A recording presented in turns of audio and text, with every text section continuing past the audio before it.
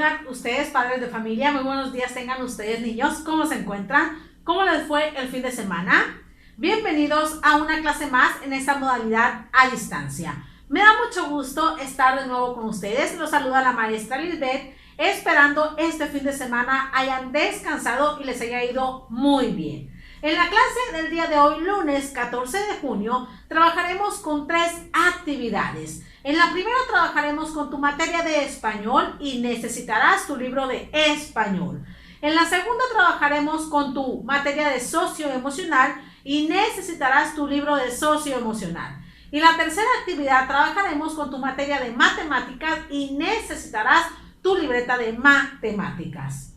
Por favor, reúne todo tu material para que no te distraigas. Te pido de favor que no te saltes nada de este video, ya que cada una de mis explicaciones te van a servir para que puedas realizar tus actividades. Si tienes algún problema con realizar estas actividades, me puedes mandar mensaje y yo te puedo ayudar de manera individual. Deseo de todo corazón que tu día sea excelente y puedas realizar tus actividades de manera adecuada. Recuerda que estas evidencias deben llevar tu nombre, título, fecha e instrucciones. Ponte cómodo, por favor, porque vamos a iniciar con la clase del día de hoy. Mucha suerte.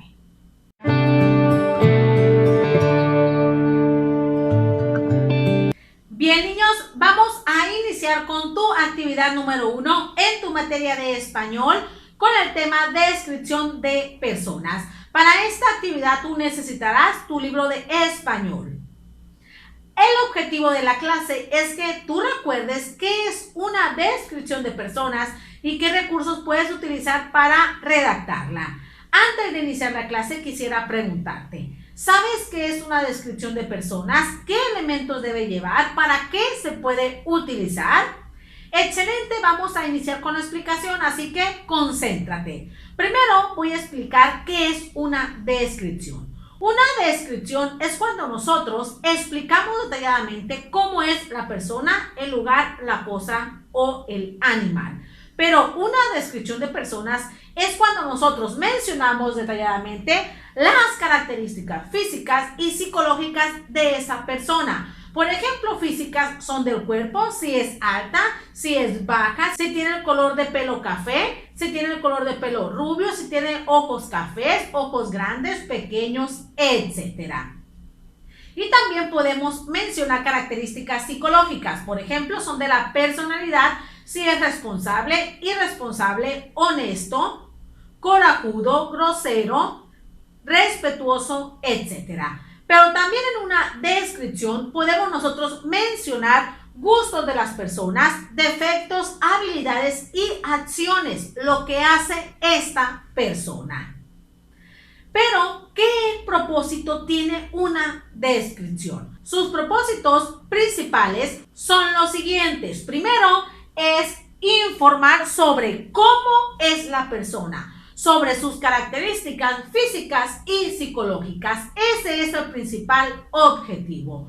El segundo objetivo de esta descripción es exagerar o resaltar las características tanto psicológicas como físicas, que sea muy alta, muy baja, muy responsable. Aquí vamos a exagerar o resaltar el cómo es la persona de la que se está hablando. Y finalmente es hablar de la trayectoria. Recordemos que la trayectoria es todo lo que ha hecho en su vida, en qué trabajó, qué deportes hace, si no hace deporte, qué actividades hizo en toda su vida, etc. Recuerden que todos estos objetivos son muy importantes. ¿Para qué? Para que el momento que tú redactes una descripción de personas tengas en cuenta lo que debe llevar.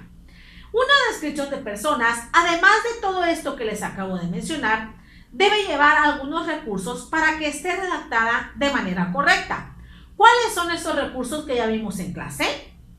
Bueno, recuerden que son 4 recursos que podemos utilizar en una descripción de personas. El primero son los adjetivos. Los adjetivos son palabras que nos van a decir las características físicas y psicológicas de la persona. ¿Cómo es esa persona? Si es alta, si es baja, si es responsable, si es honesta, respetable, puntual, etc. Recuerden que un adjetivo es una palabrita, no es todo el renglón. Y puede haber adjetivos que nos mencionen características físicas y psicológicas. El segundo elemento son los adverbios. Los adverbios nos van a expresar circunstancias, nos van a ayudar a complementar la oración, el texto, el mismo adjetivo o también el verbo. Entre ellos puede haber adjetivos de tiempo, modo, lugar, cantidad, etc. Ejemplos de adjetivos son primero, posteriormente, después, luego, mucho, poco, aquí, allá, quizá, tal vez, entre otros muchos más. Recuerden que los adjetivos también son palabras, no es todo el renglón. Son palabras que nos expresan circunstancias. Otro elemento que debe llevar esta descripción son los verbos. ¿Qué son los verbos? Estos nos van a decir qué hace la persona y pueden estar en infinitivo o conjugados. Recuerden que los que están en infinitivo van a terminar en ar, ir y los conjugados pueden estar en pasado o presente. Ejemplos de verbos son ganar, ganó, gana, correr, corrió, corre, obtener, obtuvo, obtiene, etc. Recuerden que los verbos son las palabras que nos van a decir qué hace esa persona. Y finalmente, otro elemento que debe llevar una descripción de personas son las frases preposicionales. Estas frases preposicionales están compuestas por una preposición y un sustantivo. Puede empezar con la preposición de, en, del, entre otras preposiciones. Estas frases preposicionales nos van a decir de dónde viene la persona, dónde vive, en dónde se encuentra, etc. Recuerden que las frases preposicionales tienen que llevar más de una palabra y debe iniciar con una preposición y terminar con un sustantivo. Esos son los 4 elementos que una descripción debe llevar para que esté completa. Recuerda que la descripción es cuando mencionamos detalladamente cómo es la persona. Y con esto que les acabo de mencionar, ustedes pueden estar preparados para poder redactar una descripción. Hasta ahí queda clara la explicación de cómo poder realizar una descripción de personas y qué elementos debe llevar. Excelente, niños. Ahora con esta explicación nos vamos a ir a la actividad. Espero y te pueda ayudar para que la realices. Pon atención. Te ubicarás en tu libro de español, página 161. Ahí realizarás la evaluación del tema descripción de personas. Vas a marcar con una palomita en el aprendizaje que tú creas que te encuentres basado en el tema que trabajamos, que fue descripción de personas, ¿sale? Puedes tener 3 opciones. Lo hago muy bien, lo hago a veces y puedo mejorar o necesito ayuda para realizarlo. Cuando ya hayas marcado cada uno de los aprendizajes, vas a contestar el apartado que dice me propongo mejorar en referente al tema que trabajamos, ¿sale? Tómense el tiempo que ustedes requieran para que terminen esta actividad.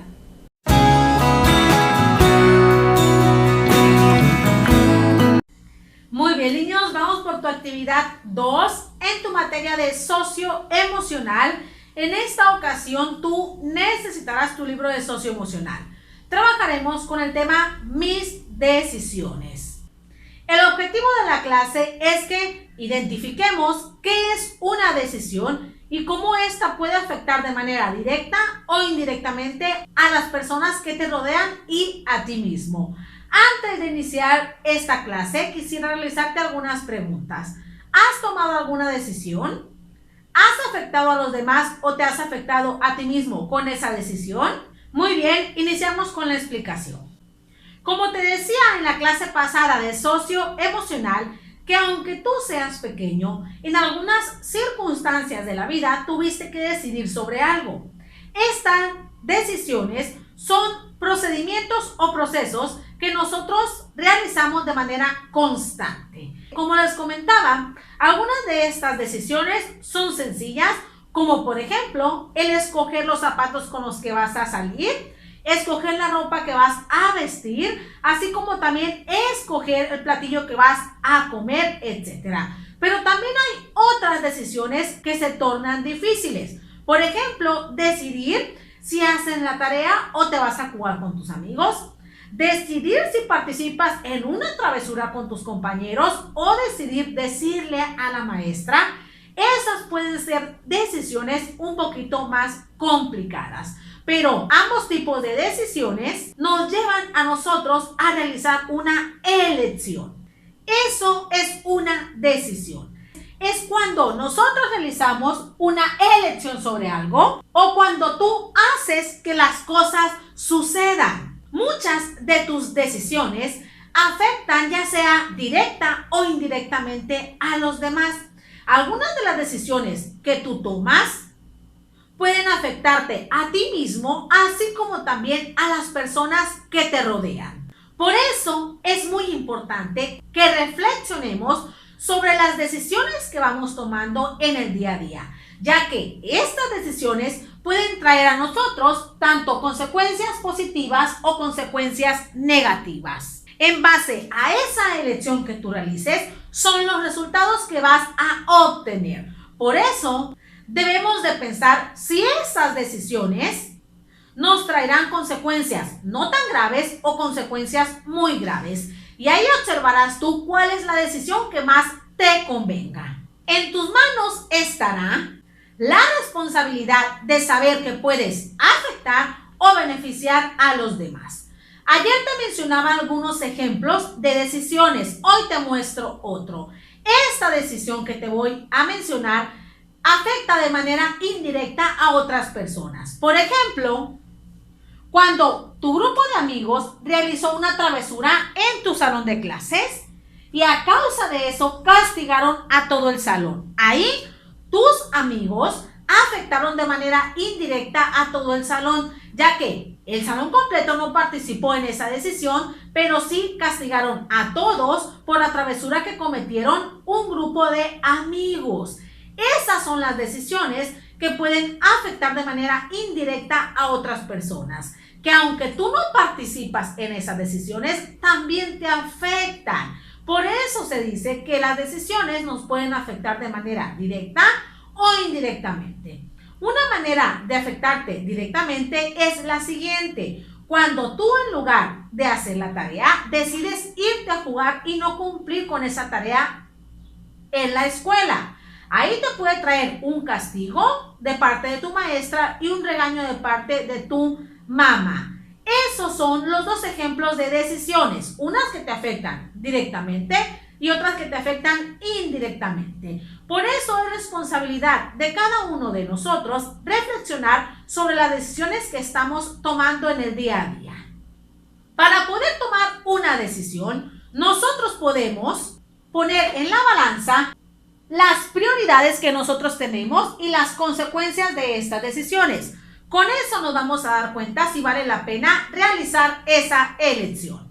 También nosotros debemos tomar en cuenta si esa decisión va a afectar a los demás, a ti mismo, o trae un beneficio. Recuerden que yo les mencionaba que pueden colocar en la balanza cuáles son las consecuencias positivas y consecuencias negativas, y con eso tú te darás cuenta si es la mejor decisión. Las decisiones, niños, tienen mucho poder, tanto en nosotros como en los demás, porque podemos afectarnos sin quererlo o sin intención, pero afectas también a otras personas. Ustedes se preguntarán, ¿cómo podemos hacerle para decidirlo mejor? Yo te doy 3 sugerencias, aunque puedes tomar en cuenta muchas otras. La primera es que tienes que identificar si esa decisión te daña a ti y daña a los demás. Si pasa eso, esa decisión no es la correcta. Lo segundo es que tienes que identificar cuáles son las consecuencias, si son positivas o si son negativas. Y finalmente podemos tomar en cuenta qué prioridades tengo yo y qué necesidades tengo yo para después decidir. Al final, cuando tú decides sobre algo, debes hacerte responsable de esa decisión y hacer frente a las consecuencias, sean positivas o negativas. Te recuerdo que las mejores decisiones son las que generan bienestar en ti y en las demás personas. Recuerda también que la vida es una reacción en cadena. ¿Qué significa eso? Que todo lo que haces eventualmente se regresa hacia ti. que toda causa tiene consecuencias. A partir de eso, reflexiona sobre las decisiones que vas a tomar y fíjate muy bien que esas decisiones pueden afectar de manera directa o indirectamente a los demás. Por eso tenemos que ser conscientes del poder de nuestra decisión. ¿Queda claro hasta ahí cómo tus decisiones pueden afectar de manera directa o indirectamente a los demás y a ti mismo? Excelente, espero con esta explicación haya aclarado tus dudas y puedas realizar la siguiente actividad. Pon atención. Te ubicarás en tu libro de socioemocional, página 40 y 41. En el punto número 1 vas a tachar de cada una de las filas la decisión que puede afectar a más personas y vas a escribir por qué. Recuerda que son 3 filas y en las 3 filas vas a tachar una, la que perjudique a más personas y escribir por qué. Cuando finalices el punto número 1, te pasas al punto número 2. Vas a reflexionar sobre algo que te haya pasado, ya sea en tu familia, en la escuela y con amigos, y vas a reflexionar sobre las decisiones que has tomado y contestar las preguntas que te proporcionan en ese punto. Y finalmente, en el punto número 3, vas a escribir las consecuencias negativas que traerán o pueden generar hacia los demás esas 3 decisiones que ahí te muestran. Vas a escribir qué consecuencias negativas crees tú que puedan traer esas decisiones que ahí te están plasmando. ¿Sale, niños? ¿Queda clara hasta ahí la actividad? Ok, tómense todo el tiempo que ustedes requieran para finalizarla. Y cuando la terminen, nos pasaremos a la actividad final.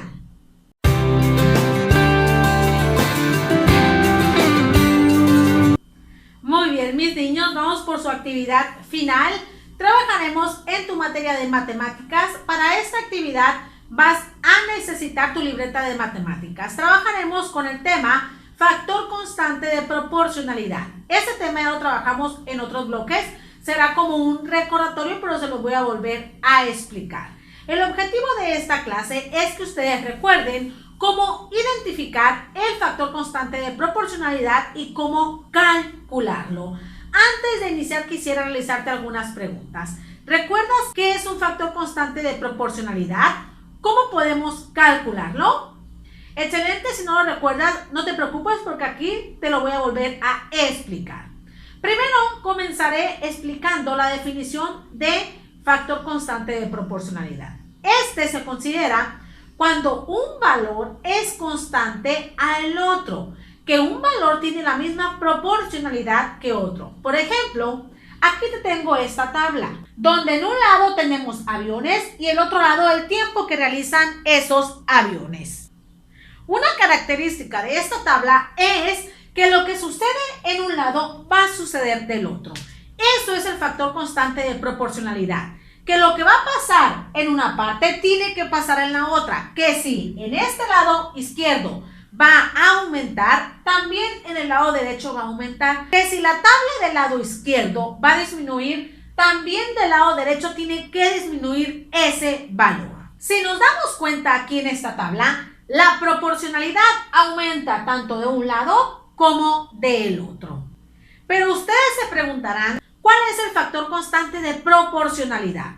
Si tú te das cuenta, aquí tenemos una sucesión. ¿De cuánto va esta sucesión? De 3 en 3. Si esta va a aumentar de 3 en 3, esta tiene que aumentar de 30 en 30. ¿Por qué? Porque ese será el factor constante de proporcionalidad. Si tú multiplicas 3 por 1, 3. 3 por 2, 6 y 3 por 3, 9. Si multiplicas del otro lado, 30 por 1, 30, 30 por 2, 60 y 30 por 3, 90. Así tú puedes llegar al cálculo del factor constante de proporcionalidad. Si te fijas, aquí lo calculamos de la misma forma en este lado que en el otro. Multiplicamos por 1, por 2 y por 3 y lo mismo hicimos de este lado para calcular los valores. Ese es el factor constante de proporcionalidad. Que si de un lado multiplicas, del otro también vas a multiplicar. Que si de este lado divides, también del otro lado. A continuación te mostraré distintos ejemplos para calcular el factor constante de proporcionalidad de manera más exacta. Vamos a llevar a cabo 2 simples pasos para llegar al resultado. Pongan muchísima atención, por favor. Los pasos que podemos llevar a cabo para calcular el factor constante de proporcionalidad en distintas magnitudes son los siguientes. Lo primero que nosotros debemos hacer es ubicar el valor unitario, ya sea directamente o mediante una división. Ahorita se los voy a mostrar. El segundo paso que tenemos que realizar es multiplicar ese valor unitario que yo calculé por los datos pertinentes para calcular el factor constante de proporcionalidad. Si tú gustas, puedes anotar estos pasos para que se te facilite más el calcularlo. Aquí tenemos dos ejemplos, ¿sale? El primero de ellos, tenemos que calcular cuál es el precio de distintas cantidades de paleta. Yo aquí tengo cuánto cuesta una paleta. Tengo que calcular cuánto cuestan 2, 3 y 4. Lo primero que yo voy a realizar, según mis pasos, es ubicar el valor unitario.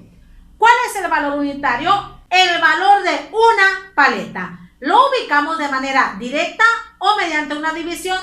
Aquí lo podemos ubicar de manera directa. Ya no necesitamos la división, ¿sale? Entonces, cuando ya ubiquemos el valor unitario, el segundo paso es multiplicar ese valor unitario por los datos que tengo en la otra columna, ¿sale? Entonces, tienen que identificar muy bien cuál es el valor de una paleta. ¿Cuál es el valor unitario? Tenemos que es 7. Para calcular todos los demás factores, tengo que multiplicar ese valor unitario por los demás datos, ¿sale? Empezamos. 7 por 2, 14. Quiere decir que 2 paletas cuestan 14 pesos. Otra vez vamos a multiplicar el 7 porque es valor unitario. ¿Por qué vamos a multiplicar el 7? Por 3. 7 por 3, 21. Quiere decir que 3 paletas cuestan 21 pesos. Recuerden que el valor unitario lo estamos multiplicando por los demás datos. Ahora, 7 por ¿cuánto? Por 4, porque quiero saber cuánto cuestan 4 paletas. 7 por 4, 28.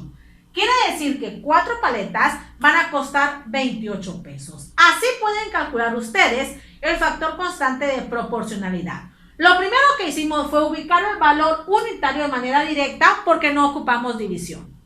Lo segundo fue multiplicar este valor unitario por los demás datos para llegar al cálculo de ese factor.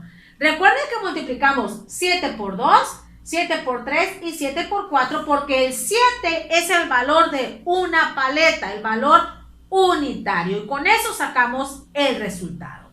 Pero ¿qué pasa cuando no podemos encontrar el valor unitario de manera directa?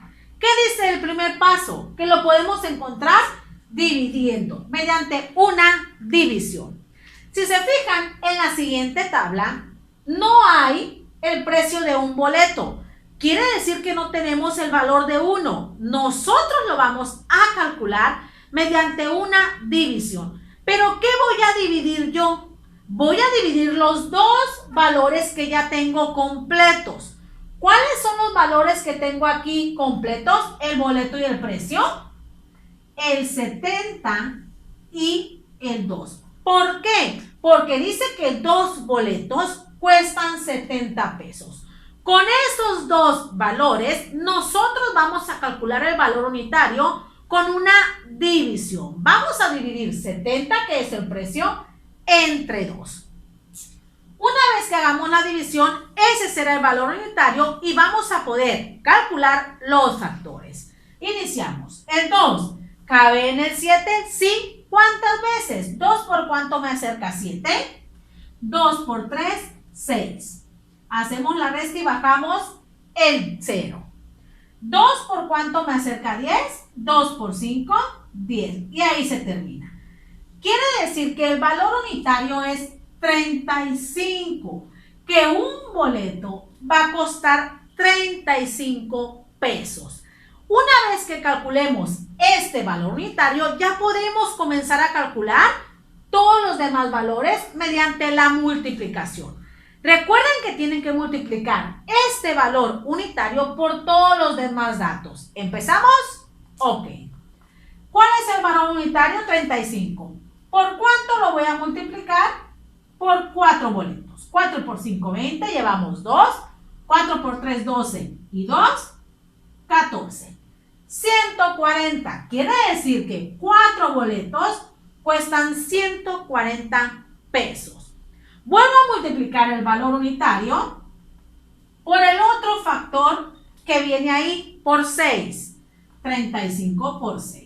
6 por 5, 30, llevamos 3. 6 por 3 son 18 y 3, 21. 210. Ahora vamos por el otro valor. ¿Qué vamos a multiplicar? El valor unitario, que es 35, por la cantidad que ahí me proporciona. 8 por 5, 40. Llevamos 4. 8 por 3, 24. Más 4, 28. Quiere decir que 8 boletos van a costar 280. Se fijan las dos opciones que tenemos para encontrar el factor constante de proporcionalidad. En una ubicamos el valor unitario de manera directa y multiplicamos. En otra tuvimos que identificar el valor unitario mediante la división y con ese valor unitario sacar los demás resultados. ¿Sale, niños? ¿Queda claro hasta ahí cómo calcular el factor constante de proporcionalidad?